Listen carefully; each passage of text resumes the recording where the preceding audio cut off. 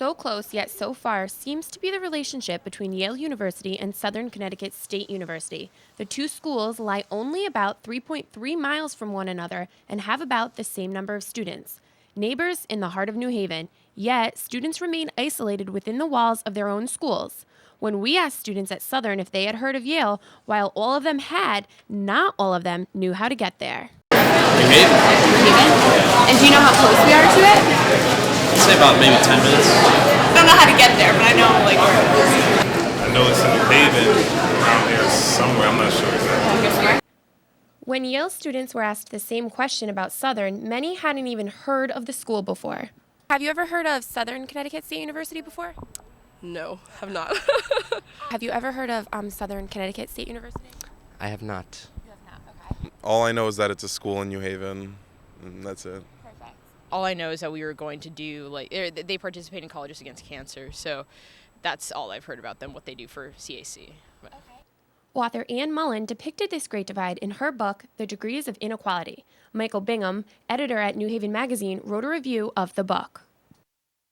She writes about differences in class and culture, but also in terms of expectations and confidence of students between Southern students and Yale students as well. Bingham says the background of students plays a role in the differences of these universities. Yale students come from, throughout the U.S. and even internationally, and most Southern students come from Connecticut.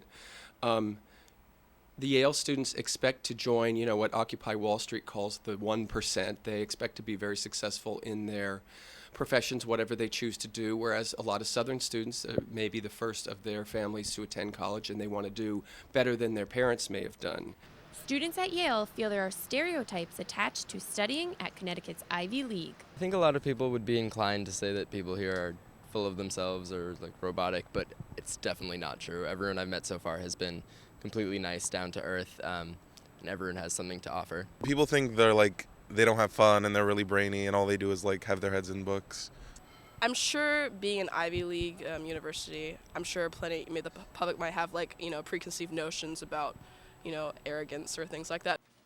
John Block, sociology department chair at Southern, describes stereotypes as a lazy alternative to understanding others. Stereotypes are sometimes kind of a shortcut to understanding people or not really wanting to understand people, and so you base your opinion of someone as being just this one kind of person. So when we think of a Yale student, we maybe think of someone who's much more affluent than a Southern student, and so on and so forth, which may or may not be true. I think the stereotypes are dangerous, that it's not that simple. It's not that black and white. Bingham, who also teaches at Southern, says while people's preconceived notions about Southern students are not true, he does notice that his pupils lack confidence. A lot of my students at Southern, they are taking full course loads and also working 20 or 30 hours a week. So they don't have time to hang around on campus and sing in a cappella groups or row crew or things like that. So it's a very different experience living, during those 4 years that you're in school. Whether they are truly similar or different, students from each university will be graduating with a diploma they can be proud of. Reporting from New Haven, Connecticut, I'm Rebecca Boehner.